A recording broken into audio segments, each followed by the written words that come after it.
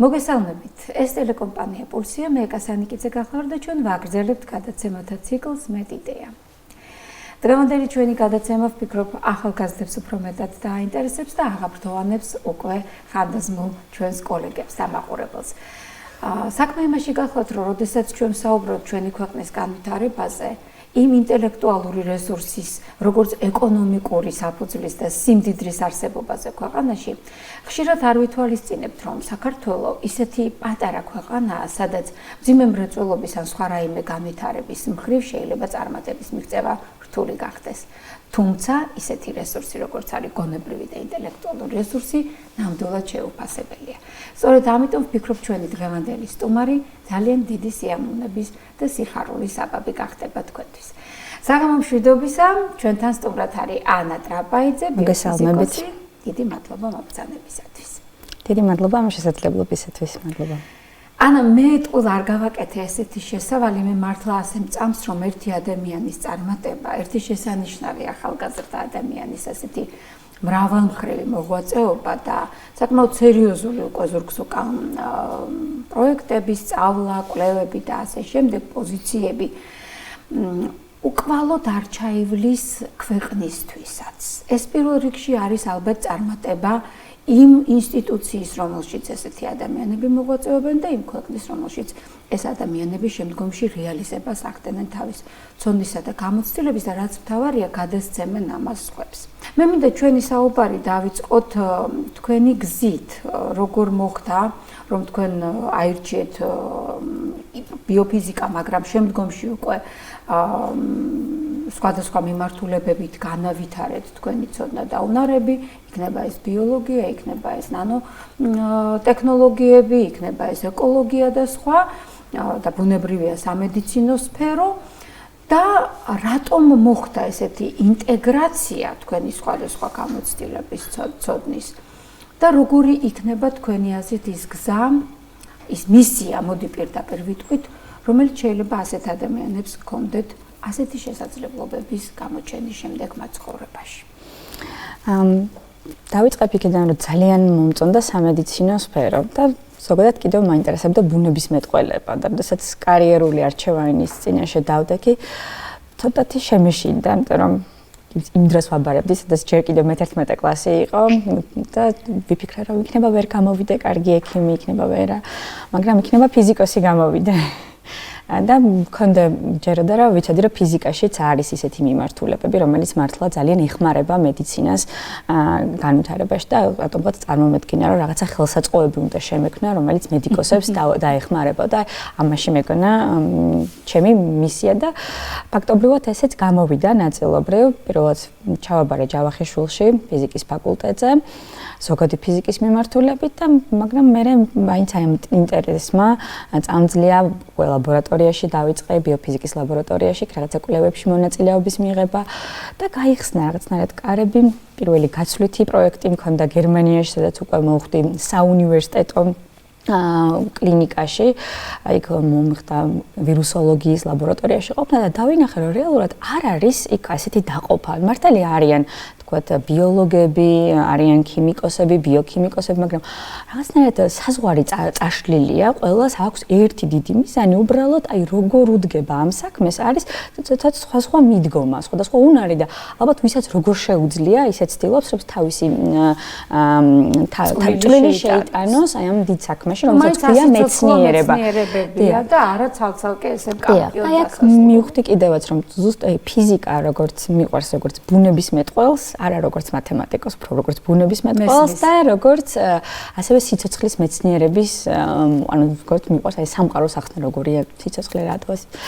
და ამიტომ გადავწყვიტე, რომ შემდეგ გამეგრძელებინა ჩემი კარიერა უკვე მოლეკულური სიცოცხლის მეცნიერებების მიმართულებით, სადაც ძირითადი მქონდა ბიოფიზიკა, ესეთი მიმართულება არჩეული, მოლეკულური ბიოფიზიკა და მეორე დამატებითი იყო უჯრედის და გენეტიკური, მოლეკულური ბიოლოგია ეს უფრო ბიოლოგიის მხარესაც. ხო, მოლეკულური ბიოლოგია ჩვენთვის მაინც უფრო ნაცნობი და ჩვეულია და მოლეკულური ბიოფიზიკა ნამდვილად ეს იყო ჯაკობსის უნივერსიტეტი, ახლა კონსტრუქტორის უნივერსიტეტი ქვია, ამერიკული უნივერსიტეტი, კერძო უნივერსიტეტი გერმანიაში, რომელსაც ძალიან კარგი კვლევითი ბაზა აქვს და მათი მიდგომა იყო, რომ განათლება უნდა ხდებოდეს კვლევაზე დაფუძნებით, როგორც კი ჩავედი სამაგისტრატურაზე, მაშინვე ჩავერთვი რამდენიმე სხვადასხვა ლაბორატორიაში მომიწია მუშაობა ბიოფიზიკის, ბიოინფორმატიკის, ეპიგენეტიკის და ანუ აი ამ სხვადასხვა პროექტზე მუშაობით ან მოქმედ მეცნიერებთან, რომლებიც აქვეყნებენ, რომელიც ქმნიან ამ დარგს და არიან ფაქტობრივად ამ ზღვარის წინ გადამწევი, მათთან ერთად მუშაობა იყო ძალიან დიდი პატივი. შემდეგ ესე მივყევი რა შესაძლებლობებიც გამოჩნდა. ძალიან საინტერესო იყო, რომ ჩემი პროფესორი, ვისთანაც მუშაობდი ბიოფიზიკის ლაბორატორიაში, მას კავშირები ჰქონდა საფრანგეთში. და დამატებით პროექტზე, სამაგისტრო პროექტზე, ალცჰაიმერის დაავადების გამომწვევი ცილა, ბეტა ამილოიდის ფორმირების ანალიზისთვის, მოკლედ ბიოფიზიკური მეთოდებით. ამაში ვიყავი ჩართული, ამაზე დავიცავი ჩემი სამაგისტრო და ისე მომეწონა საფრანგეთი, ქალაქი ტულუზა, რომელიც არის უდიდესი სტუდენტური ქალაქი საფრანგეთში და შესაძლებლობების ფაქტობრივად იქაც აი ზღვარი გადის. არის საავიაციო ინდუსტრიის ქალაქი, კოსმოსური ტექნოლოგიების ქალაქი და სადაც მიკრო და ნანოტექნოლოგიები ზუსტად აი ამ მისიებისთვის ვითარდება და ძალიან ბედნიერი ვიყავი, როდესაც საფრანგეთის მთავრობამ სტიპენდია გამომიყო და მომეცა შესაძლებლობა უკვე დოქტორანტურაზე ჩავერთულიყავი. დავჩენილიყავი ტულუზაში ლაბორატორიაში, რომელიც მიკრო და ნანო სისტემები სხვადასხვა მიმართულებით ავითარებს და სიცოცხლის მეცნიერებებისთვის მიკრო და ნანო ტექნოლოგია. აქ უკვე ძალიან საინტერესო თემატიკა იყო ისევ ცილებთან დაკავშირებით, რომლებიც ასევე რაღაცნაირ კომპლექსებს ქმნიან მოლეკულურ დონეზე. ეს არის ცილა თრომბინი, რომელიც ძალიან ისეთი პასუხისმგებელი ცილა არის ჩვენი სისხლის კოაგულაციაზე და რეკოაგულაციის რეგულირებაზე. ცოტა მეტი და თრომბოზისკენ გადაიხრება, ანუ შედედებისკენ წავა, ცოტა ნაკლები და შეიძლება ჰემორაგია იყოს, ამიტომ ისი მონიტორინგი ძალიან მნიშვნელოვანია და როგორ უნდა გადაგვეწყვიტა ეს დილემა, რომ ფარმაცევტულმა კომპანიამ ზუსტად ისეთი კარგი წამალი გამოუშვა, ზუსტად დოზირება მოახდინოს მისი, რომ ამ ყველაფერს ჭირდება მონიტორინგი და როგორ უნდა შეგვექმნა ეს ბიოსენსორი. ეს იყო ჩემი სადოქტორო თემატიკა და აი მან მომეცა საშუალება, რომ მართლაც ნანოტექნოლოგიებთან მქონოდა შეხება, აი რაც აქამდე მსმენოდა ელექტრონული მიკროსკოპები, რაღაცა ძალიან მიკროზომის ობიექტები, აი ამასთან მქონდა შეხება და მართლაც საოცარი იყო და აი საოცარი იყო შეგრძნება, რომ ვაკეთებ რაც მოგწონს, რაც შეგიძლია და მედიცინასთან ასე ახლოს ხარ, ესე ჩემი ოცნება რაც იყო, კი ბატონო. მე მგონი უკეთესი ფორმითაც ახდა, არა ხელსაწყოს, არამედ უფრო მექანიზმები შესწავლის და ასევე კარგული ანალიზის და მიგნებების საშუალება მოგეცეთ. ანა, ძალიან დიდი მადლობა, ეს ნაწილი თქვენ ისე მარტივად და მსუბუქად მოყევით, თითქოს ეს ისეთი იავარდით მოფენილი გზა იყო სინამდვილეში. ჩვენ ხშირად, როდესაც განსაკუთრებით გავხსენით ეს გადაცემა, ვსაუბრობთ იმაზე, რას ნიშნავს წარმატება და რა ძირითადი კომპონენტები ქმნის წარმატებას და სულ ვამბობდით, რომ ნიჭი, შრომა, სიბეჯითე, ჭკუა, გონება ეს თავისთავად ცხადია, მაგრამ რაც გარკვეულწილად ყველა აღნიშნავდა, რომ გამართლებაც საჭირო დრო, საჭირო ადგილ, საჭირო ხალხთან მოხვედრა და თქვენ ახლა ესე მსუბუქად მოყევით, მაგრამ ფაქტია, რომ იყო გამართლებაც მართლა საუკეთესო მეცნიერებთან და საუკეთესო ინსტიტუციებში მოხვდით, მაგრამ მე მგონია, რომ ძალიან მძიმე და სერიოზული შრომაც იყო, ხო? იმიტომ რომ ჯერ ერთი ამდენი ენის ცოდნა, ამ ყველაფრის შესწავლასაც დრო უნდა, მერე პრაქტიკა, მერე ამხელა პასუხისგებლობა, ხო გაბარებენ ასეთ საქმეს. აი როგორ მოხდა მაინც თვითონ გაძლევდნენ დავალებებს თუ თქვენ ჰქონდათ იმის თავისუფლება, გამოგიხატათ, რომ აი მე ეს მიმართულება მაინტერესებს და შემდეგ უკვე შესაძლებელი ხდებოდა თქვენი პრეფერენციების მიხედვით გადაწყვეტილიყო იქ სამაგისტრო თუ სადოქტორო. დიახ, რეალურად ეს იყო ჩემთვის გასაოცარი.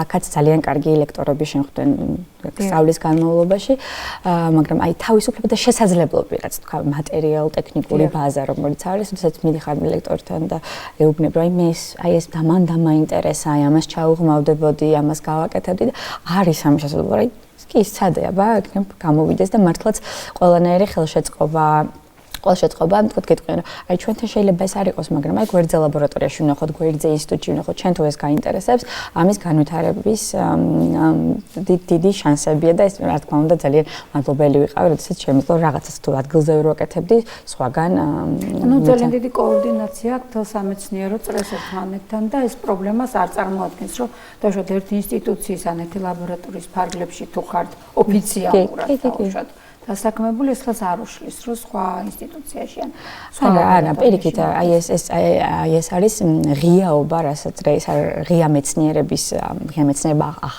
ახალი მიმართულება არის ეს ტერმინი, მაგრამ პლატფორმების შექმნა, რომელიც ფაქტობრივად შესაძლებელს გახდის კვლევებს ხელმისაწვდომს ყველასათვის, ვისაც ეს სჭირდება. ამიტომ ბევრი ინსტიტუცია ღიად ეძახის, რომ ჩვენ ამის შესაძლებლობა გვაქვს, ამის შესაძლებლობა გვაქვს, თუ გინდათ ჩვენთან თანამშრომლობა, გთხოვთ ვითანამშრომლოთ, შეიძლება იყოს ფასიანი სერვისი, ან შეიძლება იყოს უბრალოდ როგორც კოლეგიალური. ყოველ შემთხვევაში ხელგაშლილი ხდებიან ნიჭიერ ჭკვიან ადამიანებს და იდეებს ესე გამოდის, ხომ? მაგრამ აი მე კრიტერიუმი აქვთ შერჩევის, ეს უბრალოდ რეკომენდაცია თუ გაიცა მათივე კოლეგის მიერ, რომ ჩემი დოქტორანტია, ან დაუშვათ ჩემი მაგისტრია, ეს არის საკმარისი თუ გარკვეულადაც გასაუბრება ან გამოცდა ან რაიმე კრიტერიუმები გვაქვს?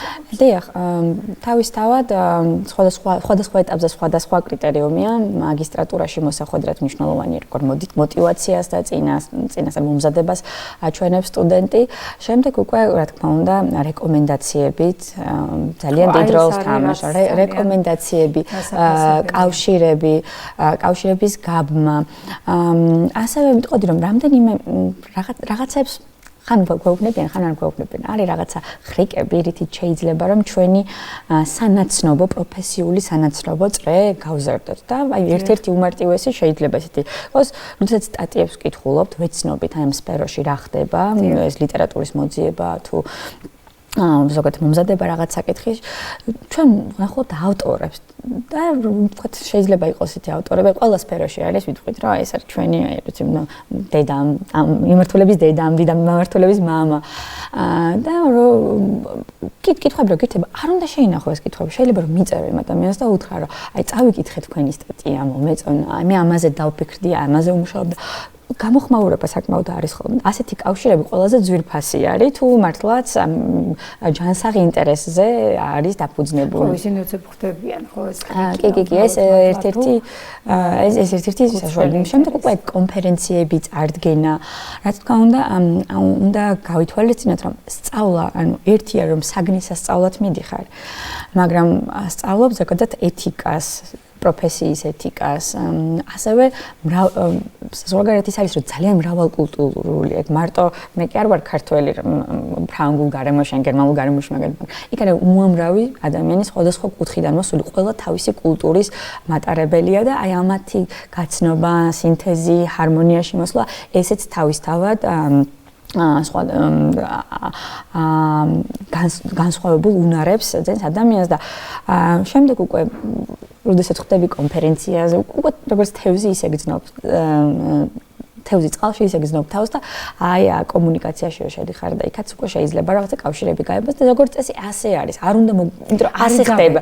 არის და ასეც უნდა იყოს. ანუ აუცილებლად უნდა შევეცადოთ რომ ჩვენი სამეცნიერო იდეის განვითარებასთან ერთად, სამეცნიერო იდეის შემოწმებასთან ერთად, ასევე გავიცნოთ ის ადამიანები, რომლებიც დაგვეხმარებიან, რომ ვიმსჯელოთ ან ერთად რაღაცა აღირებული შევქნათ. ეს ახალი გზები, რომელიც გინდათ რომ გაკვალოთ მათთან ერთად და მათი დახმარებით. ან რატო გკითხეთ იცით ამის შესახებ, რაღაცა უკვე ძალიან დაძაბული და რთული გარემო შეიქმნა საქართველოში ამ მიმართულებით, სამეცნიერო კვლევითი საქმიანობა, ხა ეს ჩემი აზრი არ არის, აღიარებულია, შესწავლილია ჩვენი რა თქმა უნდა მეცნიერების და ასევე გარეთვალიც ძალიან კარგად ამჩნევს, რომ მიუხედავად იმისა, რომ ადამიანური რესურსი, გონებრივი რესურსი, ინტელექტუალური რესურსი, რითაც დავიწყე დღევანდელი გადაცემა ნამდვილად არ გვაკლია, რეალიზება საქართველოში ამ რესურსის ვერასდროს ვერ ხდება. წავა აქ ჩვეულებრივი ადამიანია, ჩვეულებრივი ზოგჯერ რიგითი მუშაკია, წავა ის სასწავლო წარმატებას მიაღწევს. ჩამოვა აქ ისე უჭირს რაღაცა მნიშვნელოვანის და ასეთი განსაკუთრებულის შექმნა. ანუ გამოდის, რომ აი ეს ღია ურთიერთობა, აი ეს ველი, რომელშიც უნდა ამ ადამიანებმა ითანამშრომლონ და იმუშაონ და განავითარონ, არ იქმნება.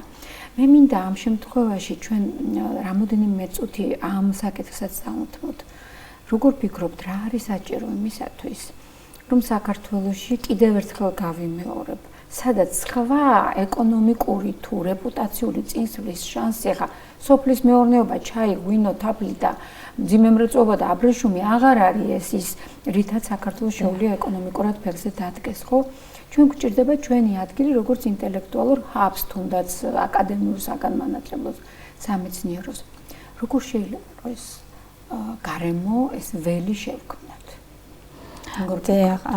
მართლაც ესეთი ანუ რესურსი მართლა ძალიან დიდი გვაქვს ადამიანური, იმიტომ რომ ძალიან ბევრი ადამიანი არის, ვინც წავიდა საზღვარგარეთ, ვინც აქვე დარჩა და მზად არის იმისთვის, რომ მაგრამ არ ვიცი, ჩემთვის ძალიან რთული იყო, ეხლა მე მოგიყვებით 8 წლის წინ დავბრუნდი საქართველოში და ვერ ვნახე, როგორ ხდება პოსტდოქტორანტის მიღება რაიმე დაწესებულებაში, იმიტომ რომ არ არსებობს ესეთი პროტოკოლი, რომ ითქვათ ამ კონკურსს გაივლი და სამსახური, ან ვიღაცას უნდა იცნობდე, ან რაღაცა, აი ვერ გავიგე როგორ ხდება სამეცნიერო სამუშაოს დაწყება.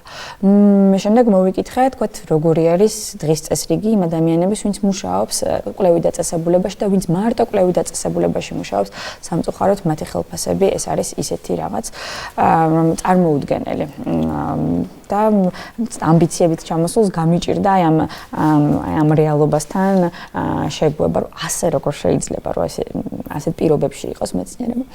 ალბათ ერთ-ერთი მთავარი რაც უნდა ყოფილიყო, ეს არის მართლაც ხედვა უნდა გქონდეს ქვეყნის საიდკენ მივდივართ, რა გვინდა, რომ მართლაც ჩვენი მთავარი რესურსი, რასაც უნდა ვყიდდეთ სოფლიო ბაზარზე, ეს არის განათლება, მეცნიერება, სამეცნიერო ცოდნა, უნარები. მართლაც შეგვეძლო საქართველოში, რომ გქონოდა სხვადასხვანაირი პლატფორმა. მით უმეტეს რომ გვაქვს რაღაცა ესეთი უნიკალური ნიშა, მაგალითად იგივე ბაქტერიოფაგი გვაქვს და მარტო ამ ნიშით შეიძლება დაგვეწყო შესვლად. ანუ ბიოტექნოლოგიები და ნანოტექნოლოგიები, როდესაც ასეთი რევოლუცია მიმდინარეობს სოფლიოში, ჩვენ ფაქტობრივად ჩამოვრჩით, ვერ აუწყეთ ფეხი, ვერ შევძელით, და ნამდვილად შეიძლებოდა ამის გაკეთება და ქვეყანა სადაც სკოლები იყვებოდა. ახლა მაგალითად აიძახიან რომ რაღაცა კვლევა და ბაზრის რა სჭირდება ჩვენთან ბიზნეს და თურმე სჭირდებათ თქვათ რაღაცა მუშახელი სხვადასხვა. უბრალოდ ძალიან დასანანია რომ ბიზნესად ჩვენ არ წარმოგვიდგენია მაგალითად იმპლანტების წარმოება, რაღაცა ბიომასალების წარმოება, წამლების წარმოება, რაღაცა ისეთი პატარა მცირე ზომის, მაგრამ ძვირფასი პროდუქტის წარმოება, რომელზეც გასაღების ბაზარი იქნება მთელ სოფლიოში და ჩვენთანაც შეუწყობს მოზიდვას ჩვენი მეცნიერების უკან დაბრუნებას ამ პოტენციალის და ზოგადად ეს მოიტანს დოვლას ეკონომიკაში. სამწუხაროდ ვერ გული მწყდება რომ ვერც ერთმა ბიზნესმენმა თურმე ვერ დაინახა ამაში ნიშა. მაგრამ მეორე მხრივ შეიძლება ბიზნესი ჩვენ არც უნდა ველოდოთ და სახელმწიფო უნდა დააფინანსოს და თქვას რომ ეს არის ჩვენთვის პრიორიტეტი, ამის მიმართულებით გვინდა ჩვენ იმის ნაცვლად რომ შევამციროთ პროგრამები და რაღაცა რაც ახალი პროგრამებია კი არ მოუსპოთ, პირიქით შევუწყოთ ხელი, ვნახოთ რისი გაკეთება შეგვიძლია. იყო რაღაც საუბარი, რომ უნდა ყოფილიყო ესეთი პლატფორმა, რომელიც გააერთიანებდა ერთად, თქო, სხვადასხვა ხელსაწყოს და ხელს შეუწყობდა არა მარტო აკადემიური კვლევების კეთებას, არამედ ინდუსტრიული საჭიროებებისთვისაც ბიოტექნოლოგიურ ბაზას შექმნიდა. თუმცა როგორც იდეა იყო და დაარჩა იდეად არ განხორციელდა. და ამ ეტაპზე ჩვენ საქართველოში რომ კეთდება სადოქტოროები, არასდროს არ ვუდგებით ამ მხრივ, რომ აი სადოქტოროს რომ გავაკეთებთ, ეს პროდუქტი იქნება, ამის კომერციალიზაციას შევძლებთ, ასეთი კუთხით არ უყურებთ. აი მაგალითად გერმანიაში, საფრანგეთში იქ სხვადასხვა ტიპის კვლევითი დაწესებულებებია და ზოგიერთი კვლევითი ინსტიტუტი ზუსტად ფინანსდება ინდუსტრიის მხრიდან და მათ წიაღში შესრულებული სადოქტოროების სამაგისტრო სამუშაოები ყოველთვის არის გადადგმული იმისკენ, რომ მისი კომერციალიზაცია მოხდეს შემდეგ. აი ამ ასეთი სადოქტოროების წახალისებაც რომ ყოფილიყო ჩვენ და ხო გაცილებით სხვანაირი სურათი გვექნებოდა. მეგეთახობით სადოქტორებს უმრავლესობა უბრალოდ იცოდნენ, რომ ეს დოქტორის ხარისხი მიიღოს, მე იდება თაროზე და სხვათა შორის არის ხშირად პირდაპირ პრაქტიკული რეკომენდაციების სამეცნიერო ღირებულება და პრაქტიკული ღირებულება და პირდაპირ მითითებულია რაში და როგორ შეიძლება ეს კვლევის შედეგი იყოს, ასე ვთქვათ, დანერგილი და მერე გაყიდული. მაგრამ სამწუხაროდ ამას მერე არ მოყვება ხოლმე გაგრძელება და მე ხა გამიჩნდა გადასარევი მიმართულებით წაიყვანეთ თქვენ საუბარი ზუსტად ის რაც მაინტერესებდა და მინდოდა გამოდის რომ მაინც ფინანსებზეა საუბარი ანუ უნდა გამოჩნდეს სახელმწიფო რაღაცა ბიზნეს ჯგუფი რომელიც თავის თავზე აიღებს მეცნიერების დაფინანსებას კვლევების დაფინანსებას ოღონდ კვლევების რაღაცა პროცენტი შეიძლება იყოს უფრო მართლა პროდმისთვის უბრალოდ სამეცნიერო თეორიული ნაწილისთვის საიდანაც შეიძლება დღეს არ შემოვიდეს მაგრამ 10 წლის მერე მოიტანოს დიდი მოგება და დიდი ნაწილი შეიძლება ეს იყოს ის კვლევები რომელიც შემდეგ მოგცემს კომერციალიზაციის საშუალებას ხო როგორ ფიქრობთ ხომ არ ჭირდებათ ბიზნესმენებს აი ამ ბიზნეს ჯგუფის წარმომადგენლებს თქვენნაირი მეცნიერებისგან უფრო დაწვრილებით ახსნა შეიძლება მათ არ იციან რომ ამაში შეიძლება თანხის ჩადება და შემდგომში გარკვეული მოგების ნახვა და უფრო მეტიც ეს არის არა ის პროდუქტი რომელიც უპირატესად საქართველოში იქნება გამოყენებული სწორედ რომ საზღვარგარეთ გაიყიდება საკმაოდ თქვენ როგორც ბრძანეთ მცირე მაგრამ ძვირი ფასის მქონე. ნუ ერთი ის არის რომ მეცნიერება და სამეცნიერო ინოვაციის შექმნა და პროდუქტის შექმნა ეს არ არის 1 და 2 წლის ინვესტიცია რომელიც მოგცემს მაშინვე რაღაცა შედეგს. ამიტომ ჩვენთან სამწუხაროდ ისეთი ბიზნესი არ არის რომ ალბათ არა რომელიც ჩადებს ამხელა რესურსს რომელიც დაიცდის ნაყოფისთვის 10 წელი და 15 თან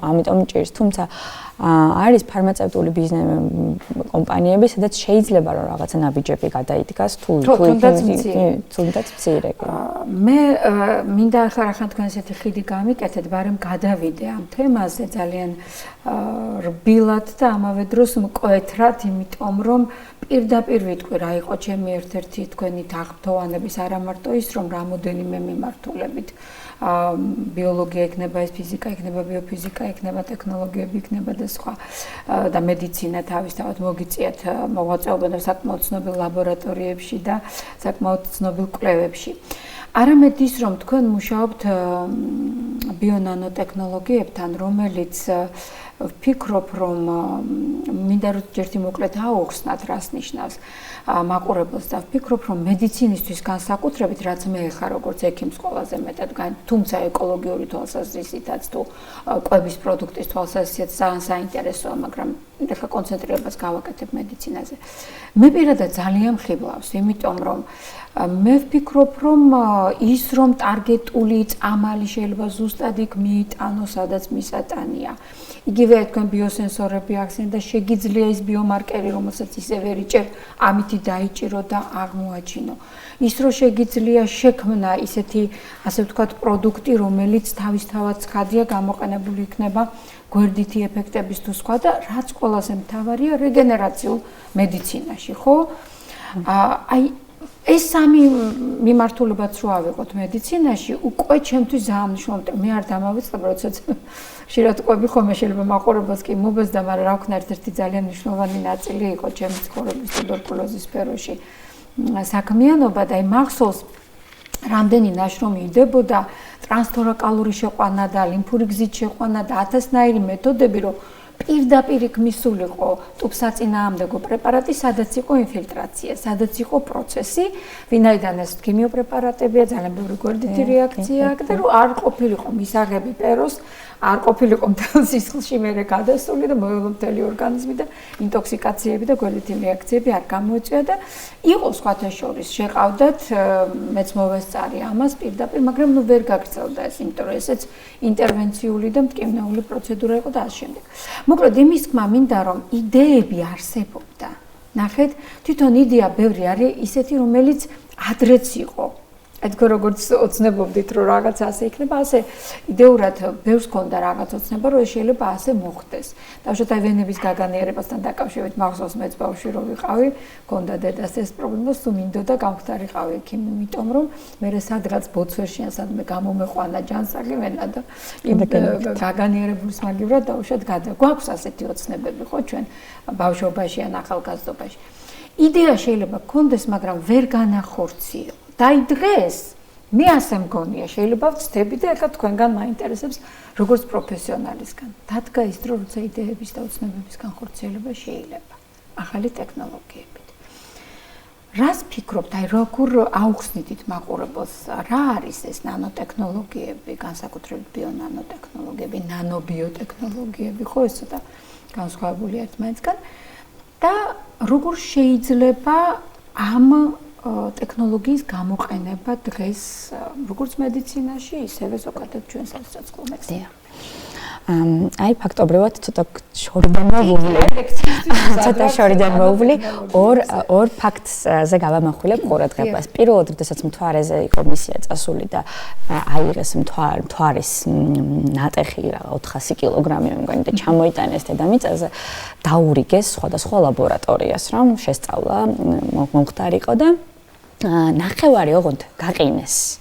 და შეინახეს აი ესეთ ვაკუუმში და აი ახლახანს გამოიღეს ის დანარჩენი ნახევარი და ახლახანს ჩაატარეს მასზე კვლევები და თქვეს რომ კიდევ კარგიო ასე მოვიქეცითო, იმიტომ რომ აი 50-60 წლის წინ, როდესაც მათ პირველად არ იყო ტექნოლოგიები მაშინ, დახასიათების ტექნოლოგიები მაშინ იმ დონეზე არ იყო, რომ მაქსიმალურად შეესწავლათ მთლიანად აი ის მთვარიდან წამოღებული მასალა და ახლა როცა მას მიუბრუნდნენ, სულ სხვა ახალი თვალით ისევ რევოლუციური რაღაცა შედეგები მიიღეს, რომელსაც მაშინ ვერ დაინახავდნენ. მართლაც ასეა მეცნიერება მუზარ-მაზარი ნაბიჯებით გადადგა ბოლო 10 წლეულების მანძილზე. მეორე რაც მინდოდა მეთქვა არის ის, რომ როდესაც პირველად მიკროსკოპი შეიქმნა, უცებ აღმოაჩინეს, რომ არსებობს რაღაც სხვა განზომილება, მიკრო სამყარო, სადაც ყველაფერი აქამდე უხდება, სადაც ყველაფერი თურმე სავსეა სიცოცხლით, უმცირესი სიცოცხლის ფორმებით. და უცებ ჩვენ აი 70-იან წლებში, 1970 წლებში, მაშინ აი ფეინმანი, რიჩარდ ფეინმანი იყო ესეთი ფიზიკოსი, რომელმაც ძალიან მნიშვნელოვანი მოხსენება გააკეთა, თქვა რომ აი ფსკერზე არის ძალიან დიდი სივრცე. ამ ფსკერს ის გულისხმობდა, რომ ამ როგორც ჩვენთვის არის მიკროსამყარო, ანუ მილიონჯერ უფრო პატარა, ვიდრე ჩვენ ვართ, რაღაცა ცალკე განზომილებაა, ცალკე ობიექტები არსებობენ, ასევე არის ნანო განზომილება, რომელიც 1000-ჯერ უფრო კიდევ პატარაა, ვიდრე მიკროსკოპული ობიექტები, ანუ მილიარდჯერ უფრო პატარაა, ვიდრე თქვათ ჩვენ ვიქნებით ჩვენი სამყარო. და ზოგადად ნანო ობიექტები არის ესეთი ობიექტები, რომელთა განზომილება არის რამდენიმე ათეული ნანომეტრის ირგვლივ. ეს ნანომეტრი, რა ვთქვით, მილიარდჯერ უფრო პატარა არის, ვიდრე მეტრი.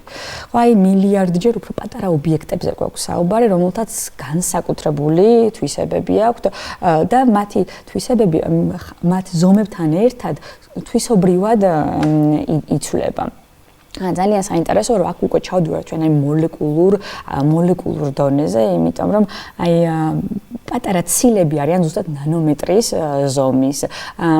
პატარა უმარტივესი ვირუსები არიან რამდენიმე ასეული ნანომეტრის ზომის და ზუსტად აი ეს ამ ტექნოლოგიებმა, რომლებმაც დაგვანახეს, როგორ არის აწყობილი ვირუსი, იმიტომ რომ ბაქტერიის დანახვა თუ კარგად არის შესაძლებელი, მეტნაკლებად კარგად არის შესაძლებელი სინათლის მიკროსკოპით, იმისთვის რომ შევისწავლოთ, როგორი არის ვირუსი, უკვე გვჭირდება სულ სხვანაირი ტექნოლოგია, ელექტრონული მიკროსკოპი და ვნახეთ, რომ ღმერთო ეს რა სასწაული არის, ეს ვირუსი, რომელიც არც ვიცით ცოცხალია თუ არ არის ცოცხალი, იმიტომ რომ მოიცავს გენეტიკურ ინფორმაციას, ანუ ბიოლოგიური ობიექტი ბიოლოგიურ გარემოში იქმნება, ბიოქიმიურად არის აწყობილი, თუმცა დამოუკიდებლად არ მრავლდება და რაც ცოცხალს ახასიათებს ის არ ახასიათებს. ანუ ცოცხალია თუ მკვდარია ეს ვირუსი, მაგრამ საოცარი ის არის, როგორი სინატიფით არის ის აწყობილი, როგორი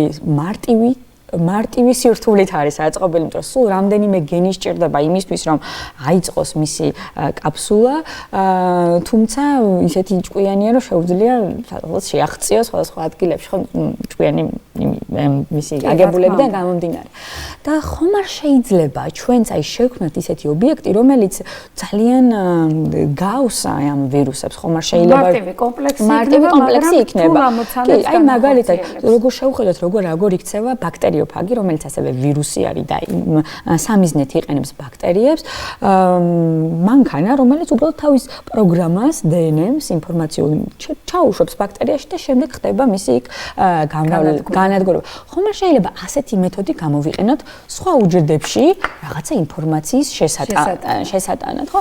აი აქ უკვე წამოვიდა, აი როგორ შეიძლება და აი ძალიან საინტერესო არის და მინდა მასაც ხაზი გაუსვა, აი ტექნოლოგია, ინჟინერია და მეცნიერება რა არის, ხო, როგორ არის დაკავშირებული. ტექნოლოგია არის რაღაცის გაკეთების შესაძლებლობა და უნარი და ანუ რაც უფრო მაგრები ვხვდებით მეცნიერებაში, ეს ტექნოლოგიებიც უფრო და უფრო მაგარი გვაქვს, ანუ ხელსაწყოები მეტი გვაქვს, როგორ გავაკეთოთ. და ხოლო ინჟინერია, რასაც გულისხმობს, ეს არის ადამიანური პრობლემების გადაჭრის გზა, ოპტიმალური გზა და ზუსტად აი როდესაც ვიძახით ხოლმე რომ ნანოტექნოლოგიები ნიშნავს რომ აი ნანოობიექტების გაკეთების უნარი გვაქვს ინჟინერია და ინჟინერია უკვე არის აი რაღაცა პრობლემები რაც გვაქვს აი ამ ნანოობიექტებით ადამიანური პრობლემების გადაჭრა. ეს ადამიანური პრობლემები მედიცინაში თქვა თუ მედიცინას ავიღებთ მარტო შეიძლება იყოს ერთი ის რომ თერაპიული თვალსაზრისით გვჭირდება რომ წამალი მივიტანოთ რაღაცა ადგილზე შეიძლება წამალი არ იყოს და გენის მიტანა გვინდოდეს რომ ლოკალურად რაღაცის სრულება გავაკეთოთ და შეიძლება იყოს პირიქით დიაგნოსტიკისთვის გვჭირდებოდეს რომ რაღაცა პაპატარა კომპონენტები სადღაც უნდა მივიდეს კონკრეტულ მისამართზე და იქედან რაღაცა ინფორმაცია. ამიტომ ძალიან დიდი მნიშვნელობა აქვს როგორც თერაპიისთვის, ასევე დიაგნოსტიკისთვის. და მეთოდები ეს შეიძლება იყოს ერთ-ერთი ვახსენეთ, რომ შეიძლება იყოს ვირუსის მსგავსი რაღაცა ობიექტი, რომელიც ან ხელოვნურად ან თვითონ ვირუსი, რომელიც დაცლილია სხვა ინფორმაციისგან და შეიცავს ან უბრალოდ ბიოორგანული იყოს. ორგანული იყოს. შეიძლება იყოს არაორგანული. კი, მაგალითად ასევე შეიძლება შთაგონება მივიღოთ, როგორ არის შედგენილი უჯრედის მემბრანა, ცხიმებისგან და ჩვენ ასეთი პატარა ლიპოსომები შევქმნათ, პატარა ობიექტები, რომელიც ასევე ძალიან ადვილად გადალახავენ უჯრედულ ბარიერს და შეტანა შეუძლიათ რაღაცა ნივთიერებების. ასევე შეიძლება იყოს უბრალოდ ნანონაწილაკები, უკვე ჩვეულებრივი არაორგანული ქიმიით ელემენტების შექმნილი ოქროს ნანონაწილაკები, ვერცხლის ნანონაწილაკები, რომელთა ზედაპირების მოდიფიკაცია არის სხვადასხვანაირად შესაძლებელი. შეიძლება მასზე დავამაგროთ რაღაცა ცილები, ან შაქრები, ან რაც ჩვენ გვაინტერესებს და ზუსტად მათი დამიზნება მოვახვედროთ. ეს არის მართლაც გადამტანის როლი ბატონობს. კი. ანუ იმისთვის რომ ამის დანერგვა მოხდეს მედიცინაში, ჯერ ამას ჩვეულებრივ ლაბორატორიაში ქიმიკოსები აკეთებენ. უბრალოდ ძალიან საინტერესო არის ხოლმე რომ ხანდახან აი როდესაც პირველი ეტაპი არის საბაზისო ცოდნა, შეიძლება ქიმიკოსმა თქვას რომ აი მე რაღაცა გავაკეთებ და ძალიან კარგი ნანონაწილაკია. უბრალოდ მე მისი გამოყენება რომ მოხდება შეიძლება ძალიან ტოქსიკური აღმოჩნდეს ორგანიზმისთვის, ხო? აი მან ვიძახით რომ მარტო ცალ-ცალკე ამ რაღაცა კვლევების კეთება აღარ შეიძლება, აუცილებლად უნდა ინტეგრირებული და ძალიან საინტერესოა, დიდი მადლობა. მე ვფიქრობ ძალიან გასაგებად და ძალიან საინტერესო დაუხსენით ჩვენ მაყურებელს, იმიტომ რომ მე მაინც ვხედავ ამაში ძალიან დიდ მომავალს და ვერ ვხედავ ამაში რაღაც ისეთ სირთულეს რაღა თვალსაზრისით რაც ფინანსური და არც ტექნოლოგიური თვალსაზრისით რომ მონდომების შემთხვევაში ამის გაკეთება საქართველოში არ შეიძლებოდეს და ყველაზე მეტად თუ სადმე გვჭირდება ალბათ საქართველოში გვჭირდება სწორედ ამ მიმართულების განვითარება და მე ვიცი რომ თქვენ ახლა უფრო მეტად ახლა წეგანაც ვახსენეთ რომ იქ ფიზიკოსია იქ ქიმიკოსია იქ ბიოლოგია იქ ქიმია იმიტომ რომ ჩვენ შეიძლება ვსაუბრობდეთ ადამიანის ორგანიზმში სწორედ რაიმე სადიაგნოზო თუ სამკურნალო პროცესების წარმართვაზე ნანოტექნოლოგიების გამოყენებით, მაგრამ ძალიან მნიშვნელოვანია ეს დაუშვათ იგივე მცენარეულ სამყაროში, ცხოველთა სამყაროში საკვების თუნდაც თუ ეკოლოგიას რო შევეხოთ. აი ამ მიმართულებებზეც მინდა ორიოდე სიტყვა გითხრათ თუ გაქვთ ამ მიმართულებით ნამუშევა, რამდენადაც ვიცი გინდა არ გინდა გადაკვეთილი ხართ ეკოლოგიურ პრობლემებთან და მათ გადაწყვეტასთან ნანოტექნოლოგიების გზით, იმიტომ რომ საბოლოო ჯამში ჯანმრთელობაზე მოქმედ ფაქტორებში პირველ რიგში თუ რამე შედის ეს არის გარემო და ეს არის ჩვენი საკვები, ხო? ამიტომ ამ თვალსაზრისით ალბათ მაინც ჯანმრთელობას უკავშირდება. ეს თემა მინდა დავფაროთ და მე მინდა გადავიდეთ უშუალოდ აი იმ შესაძლებლობებზე, რომელიც შეიძლება შეიქმნას არა მარტო მედიცინაში, არამედ როგორც თქვით, სხვა მეცნიერებებში საქართველოსთვის უკვე წარმოების თუ განათლების თუ კვლევების კუთხით. დიახ. მე უფრო ძირითადად ვიყავი ამ სამედიცინო მიმართულებების, თუმცა ალბათ ყველას გსმენია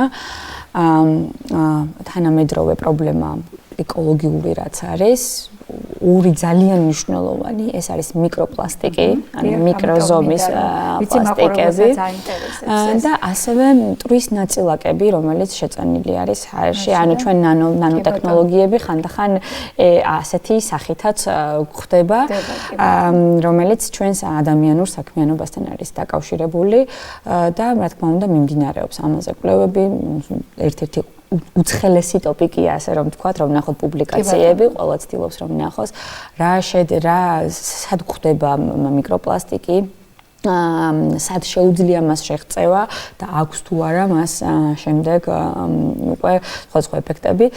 ეს არ არის უბრალოდ ამ წუთას ჩემი კვლევის სფერო, მაგრამ რო ვიცოდეთ რა სწავლობთ. დიახ. თუმცა ეს ერთ-ერთი უმნიშვნელოვანესი უდიდესი გამოწვევაა, კონკრეტულად რა ეფექტები ექნება და რაც შეეხება ჰაერში შეწონილ ნაწილაკებს, ერთ-ერთი მთავარი წარმომქმნელი მიზეზი ეს არის მშენებლობები, თვითონ ბეტონის წარმოების პროცესი თავისთავად მშენებლობები, შემდეგ მანქანის გამონაბოლქვია, ეს ყველაფერი, რა თქმა უნდა, ქმნის და როგორ ფიქრობთ, არის ახლა რაიმე იმედი იმისი, რომ ამ ყველაფრის დაბალანსების ნეიტრალიზაციის შებოჭვის ტექნოლოგიებიც იქნას არის ამ მიმართულებით. ალბათ როგორც მედიცინაში ყველაზე მთავარი არის პრევენცია. რაღაცა ეტაპზე პრევენცია სადაც შესაძლებელი არის. ასევე ვთქვათ ბიოლოგიური, აი სიცოცხლესაც ნაკლებად საშიში, ჯანმრთელობის ნაკლებად საშიში სამშენებლო მასალა. აი კონკრეტულად რო ავიღოთ, თავი რო დავანებოთ ნანოპლასტიკს, იმიტომ რომ ბოლოს და ბოლოს ამოვიღებთ ამას და ისევ მინაზე გადავალთ, გასაგებია და დავუშვათ ამ გზით, როგორც თქვენ ბრძანეთ პრევენციას მოვახდენთ, რომ აღარ წარმოიქმნას, თუმცა უკვე რაც წარმოიქმნა, ეს ალბათ საუკუნეები გაგრძელდება. მაგრამ აი როცა ჩვენ ვსაუბრობთ მშენებლობაზე, თბილისისთვის, ბათუმისთვის, ქუთაისის ეს დიდი ქალაქებისთვის ძალიან დიდი პრობლემა გახდა და რაც დღეს ვერ გრძნობთ და ცოტა ხნის მერე ჩვენი სიცოცხლის ხანგრძლივობაზეც აისახება და ჯანმრთელობაზეც. აი აქ რამდენად არის შესაძლებელი რაღაცა იგივე ნანოტექნოლოგიების გამოყენებით, ანუ მსგავსი რომ ასე ვთქვათ გაანეიტრალოს, მოხდეს. ამ შემთხვევაში მაინც უფრო მაკრო ფაქტორებზე უნდა ვისაუბროთ. ალბათ პირველ რიგში ჩვენ გვინდა რომ ეს ნაწილაკები ესე არ დაფრინავდნენ ასე და მეტი შეფერხება ხდებოდეს მათგან. ანუ ეს არის ფიზიკურად სადაც წარმოიქმნება, თქო არ უნდა იყოს ბეტონის ქარხანა დასახლებულ პუნქტში. მინიმუმ უნდა მოვარიდოთ ადამიანებს. ასევე ეს მშენებლობები მიმდინარეობს, დაცული უნდა იყოს ფასადი, იმიტომ რომ მტვერი არ გავრცელდეს. და შემდეგ ეს ამ თანამდებობები არ უნდა მიდიოდეს მცენარეების ხარჯზე, იმიტომ რომ მცენარეები ერთ-ერთი პირველი არის იმ თვალსაზრისით, რომ მცენარეული საფარი გვაქვს, სხვადასხვანაირი მიკროკლიმატია, სულ სხვანაირი ტენის შენარჩუნება, ტენიანობა ახარს და იჭერს და ამის დალექვა ხდება. მაგრამ ჩვენ თუ მოусპეთ აი ეს მიკროკლიმატის შემქმნელი ეკოსისტემები, თვითონ ხე როგორც ეკოსისტემა, მაშინ უკვე ფაქტობრივად გამოდივართ იმ წონასწორობიდან. და ეს არის ჩვენი პრობლემა, რომ სპორტ ამას და ხელოვნურად ალბათ ძალიან ძნელია შექმნა ისეთი, ასე ვთქვათ, სწორედ ესეთი დამამძიმებელი აერობურთულები, რომელიც შეგვიძლია გაუშვა ჰაერში, იმანის ნაწილაკები დაიჭიროს, აქციოს მძიმე ნაწილაკად, ხა პირობითად თუ ამბობ უბრალოდ მექანიზმის წარმოქმნის თვალსაზრისით და დალექოს, ხო? კი. აი მაგალითად ერთ-ერთი მეთოდი იყო ასევე შემოთავაზებული, ხომ არ შეიძლება ჰაერში გაუშვათ რაღაცა ნაწილაკები, რომელიც ყოთ აირეკლავს იმ მზის ჭარბ სინათლეს, რომელიც ადგილობრივად კლიმატის ცვლილებებს იწვევს, ხო, შევამციოთ მზის. თუმცა ჩვენ არ ვიცით შემდეგ ის თვითონ თავისთავად რას გამოიწვევს, ამიტომ ვცდილობთ, რომ აი ისეთი ნანოტექნოლოგია შეიქმნას, რომელიც ვიცით, რომ ნამდვილად უსაფრთხო იქნება და კონკრეტულ მიზანს ემსახურება, ხოლო აი სხვა ნანო ობიექტებს, რომლებიც წარმოიქმნებიან, შეგვიძლია რომ უბრალოდ გაცნობიერებული ნაბიჯებით მესმის. ანუ რამდენადაც სასარგებლო შეიძლება იყოს ის ბიოტექნოლოგიები, რომელსაც ჩვენ თვითონ მიზან მიმართულად ვქმნით კონკრეტული ამოცანის გადასაწყვეტად, იმდენად ის ბუნებრივად და თანხლები მოვლენის სახით წარმოქმნილი ნაწილაკები, რომელიც სამწუხაროდ ჩვენს ეგრეთ წოდებულად ადამიანის მიერ შექმნილი ადამიანის მიერ პროვოცირებული ხელოვნურად მავნე ფაქტორები შეიძლება აღმოჩნდეს, აი აქ გამოდის რომ ჩვენ გვჭირდება ძალიან სერიოზული, ასე ვთქვათ, დაფიქრება და თქვენ თქმის არ იყოს ჯერჯერობით უფრო წესების დაცვა და პრევენცია გამოდის მნიშვნელოვანი, ვიდრე რაღაც აპირისპირო ქმედება და ამაში ფულის დახარჯვა გეთანხმებით. უბრალოდ საინტერესოა, რამდენად არის უფრო მეტად შესაძლებელი, რომ ბუნებრივი მასალა იყოს მაქსიმალურად გამოყენებული დღესდღეობით ყველაფერში. იქნება ის საკვები, იქნება ის თავშოთი ჩვენ სამოსი, იქნება ეს ბუნებრივი პრეპარატები, ვიდრე ხელოვნური. და აქ მინდა რაღაც სინთეზური ბიოლოგიის საკითხებსაც შევეხოთ და ზოგადად ამ მიმართულებით. როგორ ფიქრობთ, რა ძირითადი კვლევები ტარდება დღეს თანამდე მსოფლიოში და რა შეიძლება საქართველოში იყოს ამ მიმართულებით ჩატარებული? კი, ესეთი მიმართულება, ისევ ჩემ პროფესიას დაუკავშირებ, ჩემს მომიწია გერმანიაში უკვე პოსტდოქტორულ კვლევაზე, ვიყავი ბიომასალების ლაბორატორიაში, სადაც ბიომასალად ითვლება ის, რაც ბიოლოგიური წარმოშობის არის, ან რომელიც ბიოლოგიურ ობიექტში შეიძლება შევიტანოს და იმან კარგად იგრძნოს თავი. ორგანიზმმა კარგად მიიღოს, ან ასევე ისეთი მასალები, რომელიც ხელოვნურად არის შექმნილი, ოღონდ შთაგონებად უდევს ბიოლოგიური ობიექტები. აი მაგალითად, ჩემ შემთხვევაში მე ვმუშაობდი ზღვის მიდიების მიერ წარმოქმნილ კოლაგენის ბოჭკოებია, რომელთაც ის ემაგრება ზედაპირზე და ხომ არ შეიძლება ესეთი მასალა გამოვიყენოთ, აი მსგავსად გავაკეთოთ ჩვენს მასალები იმისთვის, რომ რაღაც ჭრილობა დავაწებოთ, იმიტომ რომ ძელის რეგენერაცია შეუწყოს ხელი. კი ბატონო, ასევე მსგავსი თემატიკები არის, როგორ შეიძლება გავაკეთოთ ისეთი საღებავი, რომელიც ნაკლებად აირეკლავს და ნაკლებად მავრებელია. როგორი მასალები შეიძლება გამოვიყენოთ, ანუ ის ამგები ბლოკები, რომელსაც ბუნება იყენებს ამგებ ბლოკებად, ხომ არ შეიძლება ეს ამგები ბლოკები ჩვენც გამოვიყენოთ და მაგალითად აი ხემცენარეები მაქსიმალურად მივახ ცელულოზისგან ხო არ შეიძლება რაღაცა გავაკეთოთ, ხო? ამიტომ აი ესეთი გადაწყვეტები იქნება ერთ-ერთი არქიტექტურა ძალიან უახლოვდება, იმიტომ რომ გითხარით ეს სხვა სფეროები ერთმანეთთან ძალიან ახლოს მოდის და ჩვენც ყავდნენ კოლეგები, რომლებიც არქიტექტურიდან ან დიზაინის სფეროდან მოდიოდნენ ბიომასალების დეპარტამენტში, რომ ესწავლოთ, აი რა არის ის საბაზისო, როგორ იქნება, როგორ ქმნიან, არ ვიცი, ჭიანჭველები როგორ ქმნიან თავიანთ კოლონიებს, რომ ვენტილაცია იყოს კარგი, ხო?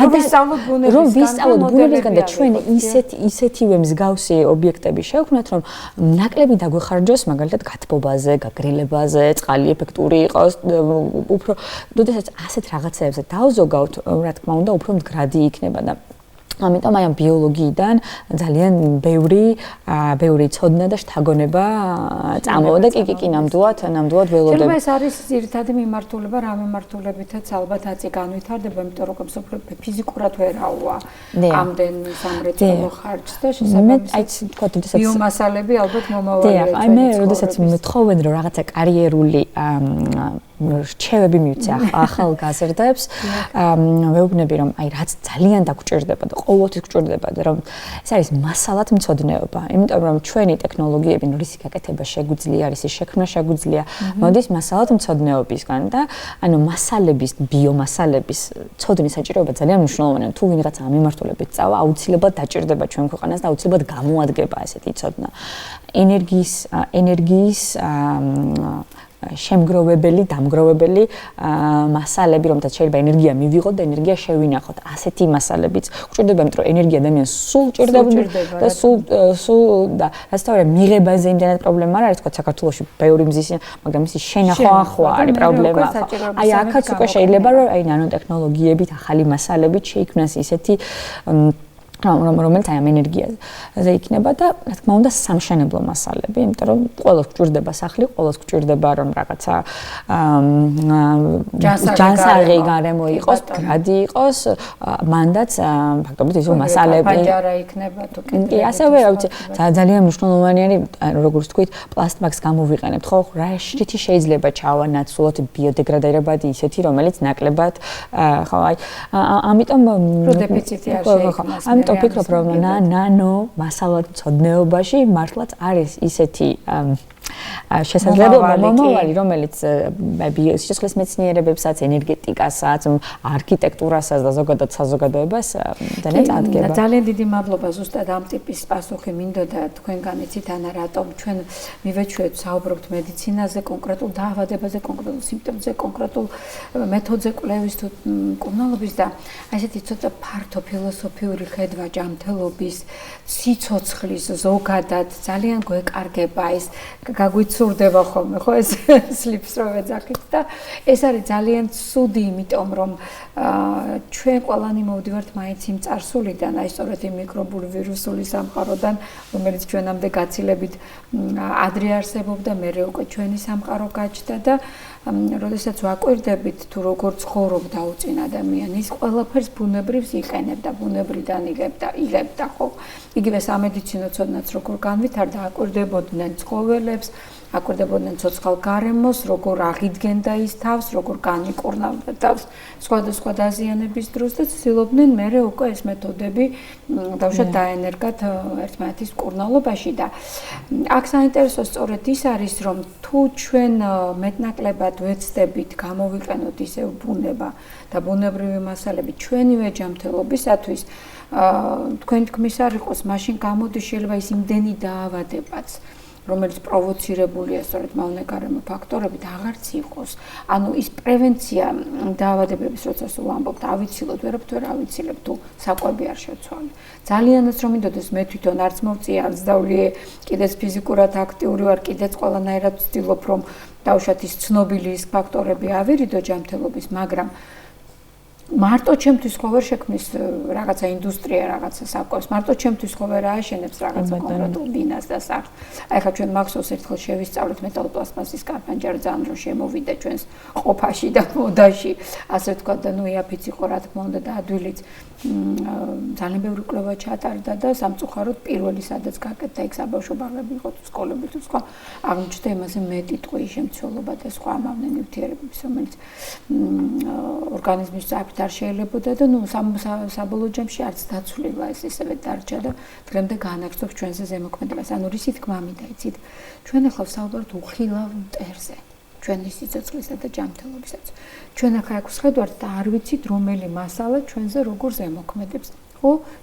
თუნდაც რომელი ტალღის, რომელი სიგრძე და ასე შემდეგ. აი ამ თვალსაზრისით მინდა ვიდრე ჩვენ დავასრულებთ ახლა ჩვენ ძალიან ვფიქრობ საინტერესო საუბარს.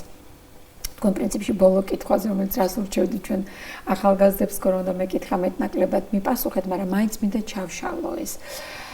როგორ ფიქრობთ, რა არის ყველაზე მწვავე პრობლემა სამეცნიერო კვლევითი თვალსაზრისით ერთის მხრივ, რაზეც მეტნაკლებად ვისაუბრეთ, მაგრამ მეორეს მხრივ საგანმანათლებლო სწორედ რეფორმის თვალსაზრისით, იმიტომ რომ დღეს ხედავთ როგორი მწვავეა ეს პროცესი, მაგრამ რახან მიმდინარეობს რეფორმა, ბარემ ხომ არ შეიძლება დაემატოს ის მიმართულებები. ვიბრძოლოთ ამისათვის დავაყენოს ეს საკითხი, რომელიც საერთოდ არ არის საქართველოში. ან ისეთი მოდელები შეიქმნას, როგორიც არის უკვე. რატო გამოვიგონოთ ხო ხელახლა ველოსიპედი? თქვენ მოყავით შესანიშნავი მოდელი, როგორ ხდება იქ მაგისტრანტის და დოქტორანტის პატრონაჟი, ხო? ანუ ამის თქმა მინდა თქვენეული ხედვა თუ შეიძლება, როგორ განავითარებდით თქვენი ნება რო იყოს დღეს საქართველოში კვლევით, საგანმანათლებლო საქმეებში, თქვენ სფეროებში, რა თქმა უნდა, რომელშიც თქვენ საქმიანობთ და რას ურჩევდით ჩვენს ახალგაზრდებს ზოგადად იმისთვის, რომ ნაბიჯები, პირველი ნაბიჯები გადადგან, თორე ხა პროფესიული არჩევანი უკვე დაახლოებით უთხარ. აი ალბათ ორ საფეხურზე გავამახვილებდი ყურადღებას სკოლის სასკოლო ეტაპზე ძალიან პოპულარულია იძახიან STEM მიმართულებები, რომელიც არის მეცნიერება, ტექნოლოგია, ინჟინერია და მათემატიკა, ხელოვნება. დიახ. და უბრალოდ ძალიან ვიწრო, ჩემი თვალთახედვით ძალიან ვიწროდ არის ხოლმე ხან რობოტიკა, ან რაღაცა ტექნოლოგიური აპლიკაციის გაკეთება, რაღაცა Arduino-ს, ელექტრული ინჟინერია. მაინც ვიტყოდი რომ სკოლის ეტაპზე, როდესაც ვასწავლით ამ საბუნებისმეტყველო საგნებს, აი აქ ჩვენ საკმარისად ვერ ვუჩვენებს სტუდენტებს, მოსწავლეებს პერსპექტივას, რატომ არის ქიმია არის მნიშვნელოვანი.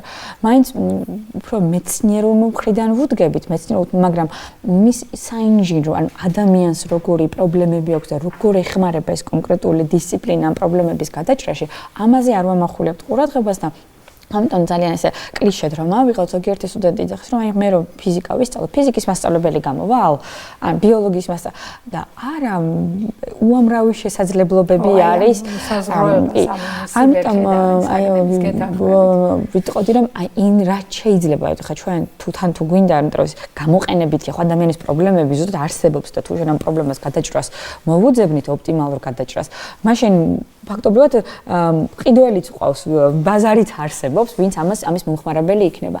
ამიტომ ინჟინერიის მიმართულება საქართველოში ძალიან ზოგადად აი სხვა სამედიცინო ინჟინერია იქნება, ენერგეტიკის მიმართულებით ინჟინერია, სამოქალაქო ინჟინერია, თუ მასალათმცოდნეობის ინჟინერია, აი საინჟინროს მიუხედავად იმისა, რომ მე მაქვს სამეცნიერო მიმართულებით, მაინც ვიტყოდი, რომ ძალიან მნიშვნელოვანია ინჟინრული მიმართულებები განვითარება, იმიტომ რომ როგორც ამბობენ, ეს არის mindset-ი, ანუ აზროვნების სხვა არის. კი, იმიტომ რომ აი ეს ზუსტად ეს ამდენი პრობლემა გვაქვს, ამ პრობლემას როგორ გადავწყვეტ? აი ამას როგორც კი ამას მივუდგებთ, როგორ გადავწყვეტოთ, ამდენი შესაძლებლობიდან როგორ გადავწყვეტოთ, ამაზე ფიქრს დავიწყებთ. მგონია რომ ყველაფერს ეშველება, იმიტომ რომ აი მეცნიერება და რაღაცა ჭეშმარიტების ძიება ცოტა იმ იდეალისტურ დილემაში შედის ხოლმე, აი კარგად ვაკეთებ, აზრი აქვს თუ არა ჩემ კვლევას, ან ხანდახან შეიძლება ისე დაიკარგო კვლევაში რაღაცა ჭეშმარიტების ძიებაში, ვერც კი დაინახო მისი გამოყენება რა არის, მაგრამ როდესაც ინჟინერია უდგას გვერდში, მაშინ სამეცნიერო ცოდნა დაგროვებული ინჟინერიაში პოვებს გამოყენებას და წინ მიიწევს, ასევე ინჟინერიის მოთხოვნებით სამეცნიერო კითხვებსაც ბადებს, რომელსაც აი ესე ინოვაციისკენ მიუღებს. ამიტომ ვიტყოდი რომ აი რაც შეიძლება ბევრი ინჟინერია და პოპულარიზაცია თვითონ აი ამ არსის და ვცდილობ ხოლმე რომ გამოვიყენო შანსი და ვისაუბრო რა არის ტექნოლოგია, რა არის ინჟინერია, რა არის მეცნიერება, ავხსნა რომ იქნება დაინახოს რა განსხვავება და განსხვავება. ამიტომ მე რა თქმა უნდა ვოცნებობ რომ არსებობდეს აი ეს ნანო მიმართულებების სამაგისტრო პროგრამა, სადაც ამის შესწავლა მოხდება. ეს პროგრამა თქვენს თანამოაზრეებთან ერთად და დააყენოთ ეს საკითხი. არაპირებთ ნანა. იცით რა არის, უბრალოდ მე ვიცნობ საქართველოში მეცნიერების პრობლემას. პრობლემა ის არის, რომ ხელსაწყოები, რომელიც შეძენილია სხვადასხვა ლაბორატორიაში, არ ხდება მათი მოვლა. აი, თუნდაც მარტივი სპექტრომეტრიდან რაღაც ესეთი ხელსაწყოები, რაც არის მათი მოვლა არ ხდება, იმიტომ რომ როდესაც ბიუჯეტი იწერება, მხოლოდ ხელსაწყოს შეიძენენ, მხოლოდ მის მოვლაზე არავინ ზრუნავს. რაც შეეხება ნანოტექნოლოგიებს, ძალიან ძვირფასი ინსტრუმენტები ჭირდება, მაღალ ტექნოლოგიური, რომელიც თავისთავად მრავალ მილიონიან ინვესტიციას საჭიროებს, კარგად დაგეგმარებას და შენობას და შემდეგ უკვე მის მოვლას და სამწუხაროდ ესეთი თეორიული იქნება ეს რომ დაიწეროს და პრაქტიკულად ხო, ანუ ერთადერთი ალბათ უკეთეს შემთხვევაში ეს არის რომ თეორიულად შეგვიძლია აუხსნათ რა არის ნანოტექნოლოგიები, თუმცა პრაქტიკულად მისი განხორციელება ჯერჯერობით ამ სიძვირისგან კი. თუმცა ალბათ სურვილიც უნდა იყოს, იმიტომ რომ თქვენ ხედავთ რეფორმიდან გამომდინარე აკადემიური თავისუფლება უნივერსიტეტებმა ფაქტობრივად დაკარგეს. ბევრი ისეთი ჩანასახი, რომელიც არსებობდა ბიოტექნოლოგიების მიმართულებით, მაგალითად ილიას უნივერსიტეტში დაიხურა, აღარ არის ამის მაგისტრატურა, ანუ ფაქტობრივად ბიოტექნოლოგიები იმის ნაცვლად რომ ეს განვავითარდეთ, არ არიძლია ეს და სამწუხაროდ ეს მიმართულებები არაპროფესიონალ, ანუ ამ დარგში არაპროფესიონალების მიერ ხდება გადაწყვეტილების მიღება ხელოვნურად, რომელი დარგი უნდა განვითარდეს და ეს ნამდვილად არ მიმაჩნია რომ არის სწორი. და მე მაინც მგონი იქნებ თქვენმა ადამიანებმა გარკვეული ადვოკაცია რო გაწიონ და იმ ადამიანს რომ ვერ რკვევიან რამხელა მომავალს უკარგავენ ქვეყანას და მის მომავალ თაობას თვითონ მათაც, იმიტომ რომ როგორც გვაბრძანეთ, შეიძლება ძალიან კარგ ბიზნესად იქცეს ვიღაცისთვის მომავალში, იქნებ მაინც გირდეს ამისი ახსნა და ამაზე საუბარი. კიდევ რა მიმართულებებს მიაქცევდით ყურადღებას? ძალიან კარგი აქცენტები გააკეთეთ უკვე სასკოლო, აბსოლუტურად განსხვავებული აზროვნება და მიდგომა ზოგადად სასოფლო მეცნიერებების მიმართ, ინჟინერია, როგორც თქვენ ბრძანეთ ეს ნანოტექნოლოგიების სამაგისტრო პროგრამები, კიდევ რა შეიძლება გაკეთდეს იმისთვის, რომ ბიოინჟინერია, ბიონანოტექნოლოგია გარკვეულ მრეწველობად იქცეს, როგორ ფიქრობთ? დიახ, რა თქმა უნდა როგორც თქვენ თქვით, ფართო საზოგადოება იყოს ამით დაინტერესებული, ის საზოგადოება, რომელსაც შეუძლია ის მხარეები, რომელთაც შეუძლიათ რეალურად ამაში ინვესტიციის გაკეთება. ამიტომ ალბათ როგორც აღნიშნეთ, შეიძლება ბიზნესი, შეიძლება იმიტომ რომ ეს ისეთი რაღაცა ცვლილებების განხორციელება შესაძლებელია ქვემოდან ზემოთ. ესე ვიძახით bottom up პრინციპი ნანომეცნიერებებშიც არის ხოლმე bottom up, როდესაც რაღაცა ქვემოდან ზემოთ კეთდება. მაგრამ არის რაღაცა მიმართულება, როდესაც ზემოდან ქვემოთაც უნდა ხოლმე, ან ყოველ შემთხვევაში შემხედრი ნაბიჯები უნდა იყოს. მე ისიც ვიგულისხმე, რომ იქნებ მეთქი მოხერხდეს რაღაცა, შეიძლება ერთმა ქვეყანამ ვერ მოახერხოს, მაგრამ რამდენიმე ქვეყნის საერთო პროექტი გააკეთდეს, ან საქართველოს გახდეს რომელიმე დიდი პროექტის ერთ-ერთი ნაწილი. ეს რამდენად არის შესაძლებელი, როცა უკვე ამდენი ძალიან საინტერესო მეცნიერი ყავს, გიცნობენ, იციან თქვენ შესახებ და გენდობიან. რამდენად არის შესაძლებელი, რომ საქართველოს ჩართონ ამ დიდ კვლევებში და ამ დიდ რა თქმა უნდა, და საქართველოს არაერთი სხვა პროექტი აქვს, თქო შეიძლება მე არ ვარ იქ ჩართული, მაგრამ უამრავი პროექტი არის მიმდინარე კოლეგებთან საერთაშორისო კოლეგებთან ასწავლე, საქართველოს არ უნდა აირჩიოს იზოლაციის გზა, უნდა აირჩიოს მეგობრობის გზა და ყველაზე დიდ მხარდაჭერებთან, ახლა ვიტყოდი, რომ ევროპა არის ჩვენი მხარდაჭერი, აუცილებლად ჩვენ უნდა გავაძლიეროთ ჩვენი თანამშრომლობა, პირიქით არ უნდა ჩავკეტოთ შესაძლებლობები. ამ მხრივ უბრალოდ ხალხს გაუსმოთ, რომ გაცვლითი პროგრამები, სემესტრული გაცვლითი პროგრამები, რომელიც არსებობდა, ასევე მეცნიერთა გაცვლითი პროგრამები, რომელიც არსებობდა, აუცილებელია იმისთვის, რომ ჩვენმა მეცნიერებამ ფეხი მოიკიდოს, ფესვები გაიდგას და გაძლიერდეს და უბრალოდ გულის ტკივილს გამოვხატო იმის მიხედვით, რომ ბევრი პროგრამა არის კითხვის ნიშნის ქვეშ. და ამიტომ ძალიან მნიშვნელოვანია ღიაობა, ეს ყველაფერი, მთელი ფილოსოფია, მეცნიერების გადააზრება, ზუსტად ამაზე ქვია open science, ღია მეცნიერება, სადაც ყველა დონე არის ჩართული და ეს მეცნიერება არ არის ვიღაცის უბრალოდ ხუშტური მე ამის შესწავლა მინდა, უბრალოდ ჩვენ ამისგან უზარმაზარ სიკეთეს ვიღებთ, როგორც საზოგადოება. გამოყენებით მეცნიერებებს და პრაგმატულ. დიახ, ამიტომ ეს მართლა ჩვენ ზუსტად უნდა იყოს ჩვენი საზრუნავი და მართლა საამაყო იქნება თუ ესე იქნება, რომ ჩვენი ქვეყანა იყოს მეცნიერებასთან, მეცნიერებით ამაყი. მეცნიერებისა და განათლების ჰაბი თუ არ გახდა საქართველოს, ესე უბრალოდ სამწუხაროდ ჩაიძირება და ამხელა კულტურის ქვეყანა თავის ფესვებს უნდა დაუბრუნდეს, იმიტომ რომ თავის დროზე აქედან გავიდა სიბრძნე და განათლება და თავის დროზე სწორედ აქ ჩვენ ვიყავით მაინც ვინ პირველები, ვინც მეტალიც იცოდა, წარმოებაც იცოდა, აგრიკულტურაც იცოდა და ძალიან დიდი ალბათ დანაკარგი იქნება. ფაქტობრივად სიკვდილის ტოლფასი იქნება ერისთვის ეს პოტენციალი რომ დაიკარგოს. და მე უბრალოდ მინდა ორი სიტყვით ხაზი გავუსვათ სამედიცინო ფიზიკის როლს და დღევანდელ მნიშვნელობას თქვენს ახლანდელ ცხოვრებაში და ორი სიტყვით გითხრათ სამედიცინო ფიზიკაში თქვენი საქმიანობის შესახებ. დიახ.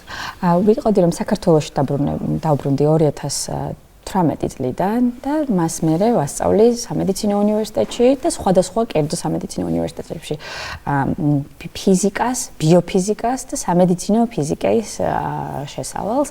იმიტომ რომ ფიზიკა არის მართლაც საფუძველი ზუსტად უამრავი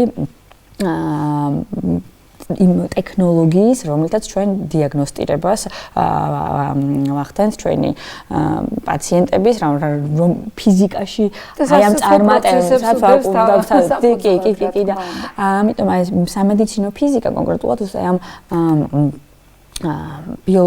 სოციალურ ორგანიზმში მიმდინარე პროცესების ფიზიკური გზებით დანახვაში გვეხმარება და ნუ რაც არის ახლა დიაგნოსტიკის ერთ-ერთი მთავარი მიღწევები, რომელთაც უკვე ყველანაირად შეგვიძლია ადამიანი გამოვიკვლიოთ, ხო, ეს არის ბირთვულ-მაგნიტური რეზონანსი, ეს არის კომპიუტერული ტომოგრაფია, ეს არის პოზიტრონულ ემისიური ტომოგრაფია, ხო? ეს პეტი, ეს ყველაფერი არის სამედიცინო ფიზიკა და სამედიცინო ფიზიკოსები გვერდ მუშაობენ ხოლმე მედიკოსებთან, რომ დაიხვეწოს ეს ტექნოლოგიები, გახდეს კიდევ და კიდევ უსაფრთხოდ და უფრო მეტი სიზუსტე მოგცეს დიაგნოსტირებაში და ხანდახან უკვე თერაპიაშიც. ანუ თქვენი ახლა დამეგობრება ასოციაციასთან, რომელიც მიზნად აკავს გულის მაგნიტურ რეზონანსულ კვლევებს, ალბათ ამასთან არის დაკავშირებული და თქვენ უბრალოდ ტექნოლოგიური პროცესის კონტროლი გევალებათ თუ გაქვთ რაიმე ჩაფიქრებული აქაც კვლევითი მიმართულებით ან ამ ეტაპზე ჩემი თანამშრომლობა შემოიფარგლება ჯერჯერობით საგანმანათლებლო მასალების მომზადებით.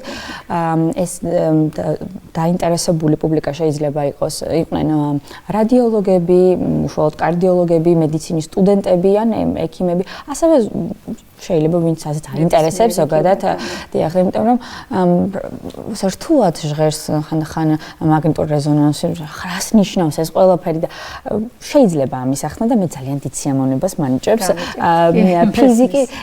ფიზიკის სიმარტივეზე საუბარი და ხელოვნება ვასწავლოს ხებს ფიზიკა მარტივად, ეს არის ჩემი სიამოვნება. ძალიან ლამაზი სიტყვები იყო ანა ბოლოს და ამით ალბათ დავასრულებ ჩვენ გადაცემას. მე მინდა ძალიან დიდი წარმატება გისურვოთ. ჩემთვის მართლა ძალიან დიდი სიამოვნება ასეთი მრავალმხრივი, ასე ვთქვათ, საქმიანობის, ცოდნისა და უნარის მქონე ადამიანთან საუბარი, იმიტომ რომ ჩვენი ცხოვრებაც ასეთია მრავალმხრივი და ჩვენ ცხოვრებასაც ალბათ სწორედ ეს გარკვეული ფილოსოფია ზდევს თან, რომ ჩვენ საგნებს უყუროთ რამოდენიმე კუთხიდან და ის რაც რთულია გავამარტივოთ და ის რაც მარტივია გამოვიყენოთ რთული და მნიშვნელოვანი და ძალიან თითქოს და გადაუწყვეტელი პრობლემების გადასაწყვეტად. მე მინდა წარმატება გისურვოთ ყველა საქმიანობაში, რომელსაც ეწევით, მაგრამ რა თქმა უნდა, სამედიცინო ფიზიკის მიმართულებითაც, ბიოფიზიკის მიმართულებითაც, მაგრამ ჩვენი დღევანდელი მთელი საუბრიდან გამომდინარე, ვიტოვებ იმედს, რომ თქვენ და თქვენაერი ადამიანები იქცევიან იმ ბურჯებად ქვეყნისთვის მომავალში, რომელსაც დაეყრდნობა ახალი საქართველო, განვითარებული ეკონომიკურად ძლიერი და რაც ყველაზე მთავარია, ასე ვთქვათ, იმ ცოდნით შეიარაღებული, რომლის გარეშეც 21 საუკუნეში ცხოვრება, საქმიანობა და რაც თავარია ბედნიერება, სიხარული და კარგად ყოფნა შეუძლებელია. ჩვენთვის კი ეს ძალიან მნიშვნელოვანია, რადგან სწორედ ესეთი სრულყოფილი კეთილდღეობა არის კიდევაც ჯანმრთელობა. მადლობას მოგახსენებთ. დიდი მადლობა თქვენ კი მადლობას მოგახსენებთ მოსმენისათვის. კარგად ბრძანდებოდეთ მომავალ შეხვედრამდე.